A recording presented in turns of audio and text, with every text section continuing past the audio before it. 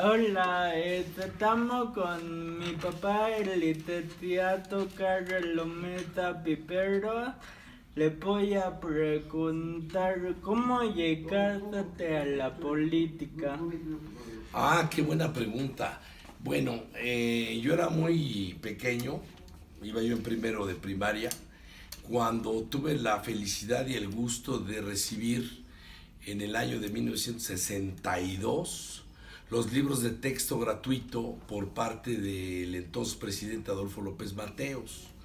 Para mí fue muy agradable que, siendo de una familia muy pobre, mi papá era herrero y era cobrero y era carrocero, y mi mamá era dedicada a las labores del hogar, siendo nosotros 8 de familia, pues para nosotros tener libros de texto gratuitos y tener alimentos calientes que nos daba el DIF y tener instituciones públicas como el Seguro Social, que cuando uno se enfermaba o tenía un accidente podía uno ser atendido por un médico capacitado.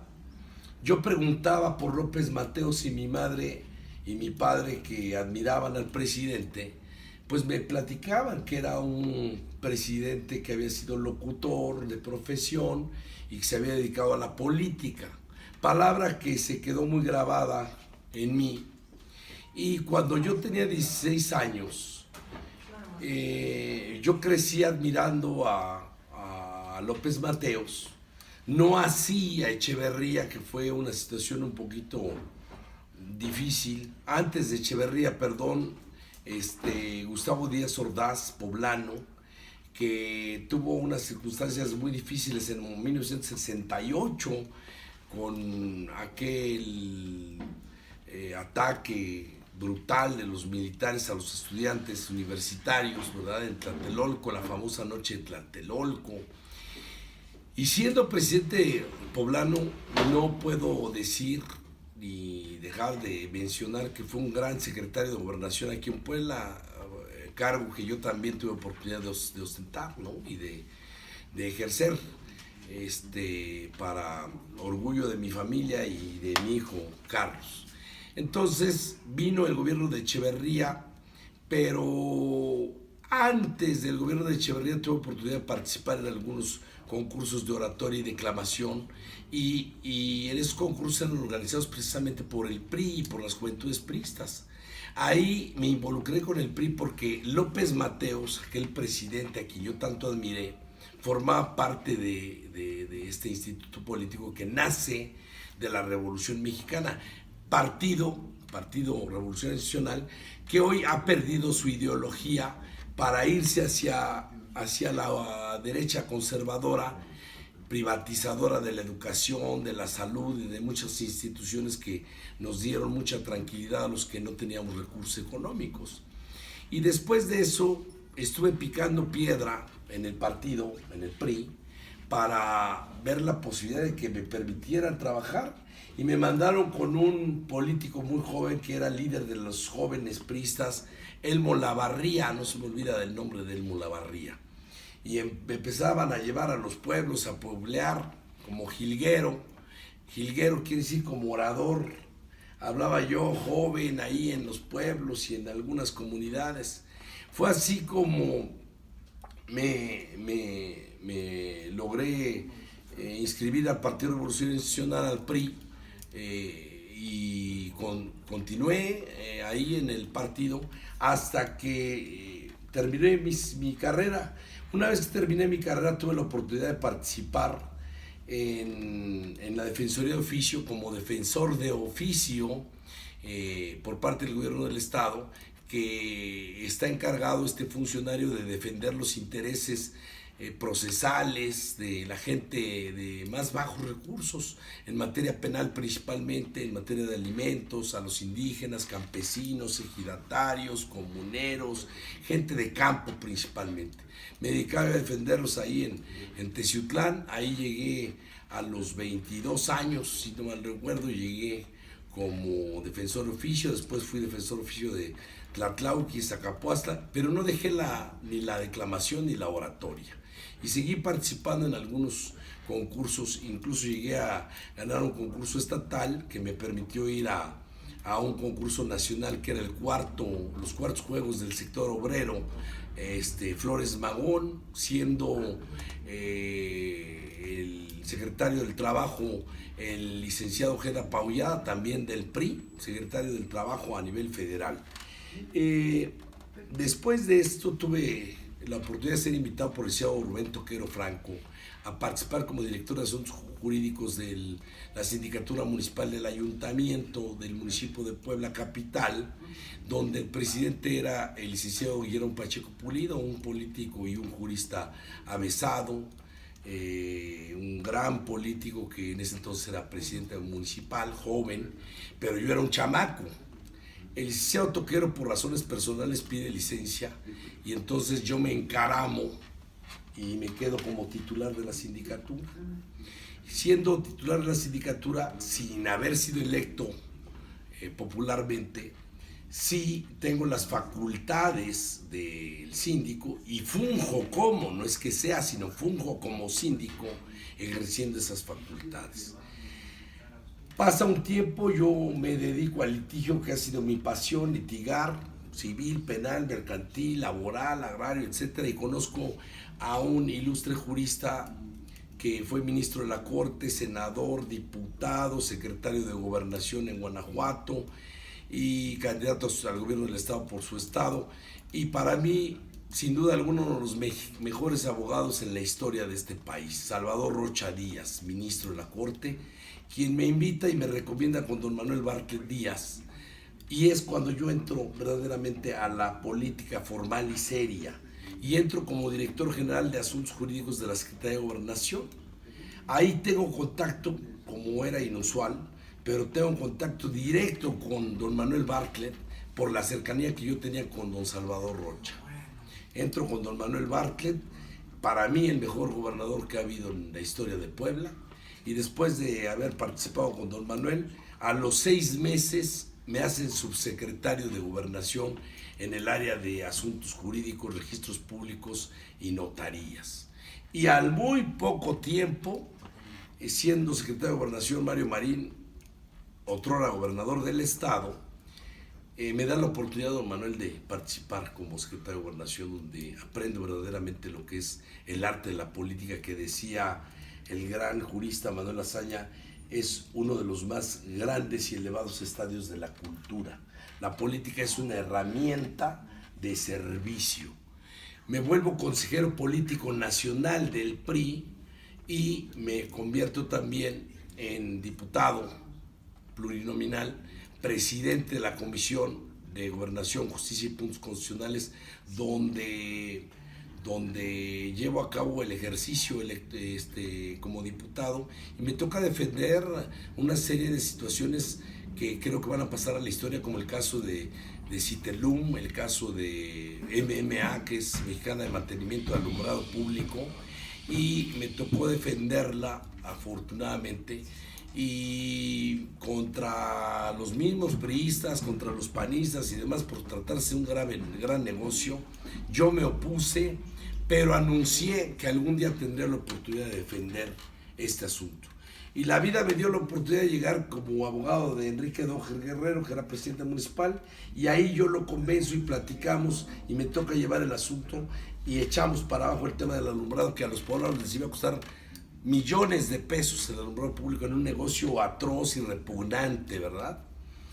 Después, es importante sí destacar, y se me había pasado, que a la salida de Manuel Bartlett, desde 1999, previo a su salida como gobernador, él ya era una especie de precandidato a la presidencia de la República. Él aspiraba a ser presidente. Me convierto en su coordinador de campaña aquí y a la presidencia de la República en la contienda interna del PRI, donde estaba Francisco Labastida Ochoa, estaba Roberto Madrazo y estaba Roque Villanueva y Manuel Bartlett. Sin duda alguna el mejor candidato era Manuel Bartlett por mucho, y debió haber ganado, pero dejaron Cedillo metió las manos y en esa antidemocracia del PRI que ya se vivía, Zedillo entrega la plaza a la derecha del PAN y termina perdiendo la Bastida y queda Vicente Fox como presidente, que fue un sexenio verdaderamente nefasto, una pesadilla sexenal para nosotros, como lo fue también con Calderón y ahora lo está haciendo con Peña Nieto. La política para mí debe ser un ejercicio cotidiano, constante, porque nunca se deja de hacer política. Entonces yo hago política con mi hijo, por ejemplo, contigo hago política cuando hablamos, cuando me siento nutrido por ti, que me platicas cuestiones de política, me hablas de las noticias que acontecen, de qué es lo que está pasando en España, en Cataluña, qué sucede con Puigdemont, y todas esas cosas que tú me comentas cuando me hablas de un decreto que estás copiando y pasando a máquina en tu trabajo. Esas cosas, pues para mí son la más grande de las felicidades que yo puedo tener, ¿no? El tener el diálogo político con el mejor de mis amigos y con el ser que más he amado en mi vida y que más amaré en toda mi vida, que eres tú.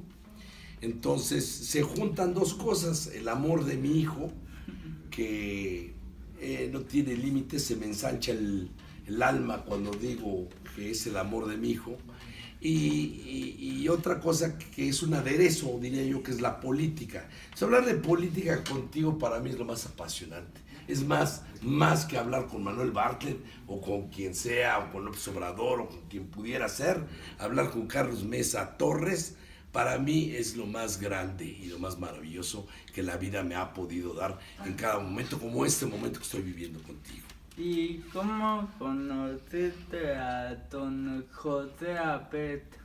A don José Abed, mira, don José Abed tiene mucho que ver contigo.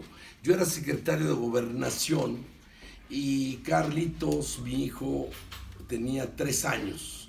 Don José Abed se hace dueño del Puebla y del equipo Puebla de FC de fútbol aquí en Puebla, y el equipo estaba yendo a la segunda división. Entonces don José lo rescata y contrata una serie de jugadores importantes, a un entrenador de primera, Raúl Cárdenas, y contrata a algunos argentinos, brasileños, trae a un español, que ahorita no me viene a la mente el nombre, pero se llamaba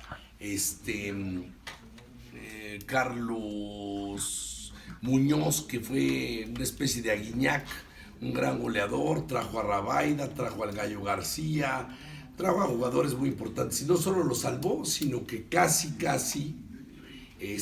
califica el Puebla para... No, llegó a calificar. Entonces Carlitos, mi hijo, el amor de mi vida, repito, siendo pequeñito ya era americanista, pero también iba al Puebla. Y en una ocasión, jugando América-Puebla, sus dos equipos, América-Puebla, le digo al gobernador Bartlett que yo quisiera pues ir al fútbol, y le habló a don José Abed, y don José Abed personalmente te llevó de la mano a ti vestido de Puebla y te llevó con los jugadores. Tenías 3 años y previo a que saltaran a la cancha, recuerdo muy bien que te metió al vestidor y estaban ellos animándose, entre todos ellos estaban gritando, y te quedaste espantadísimo y pusiste a llorar. Salimos, pero después te pusiste feliz porque te metieron ahí, saliste en una fotografía en un periódico a nivel nacional con el equipo, vestido con el equipo. A partir de ahí, don José Abed para mí es una persona a la que considero no solamente un amigo, un buen hombre, limpio en toda la extensión de la palabra, sino que lo considero parte de nosotros, porque el haber tenido los gestos que ha tenido contigo, pues para mí no tiene ningún precio, eso no se compra con nada, y el haberle entregado un momento de felicidad y una sonrisa a mi hijo es un tesoro que no tiene valor ni precio. Entonces, pues yo fui muy feliz viéndote feliz ese día, y por eso conocí a don José, y a la fecha soy su abogado. Él dice que soy el mejor abogado que ha tenido. ¿Cómo la ves? Ya para terminar, ¿cómo te ves en la política más adelante? Mira, es una excelente pregunta, Carlos.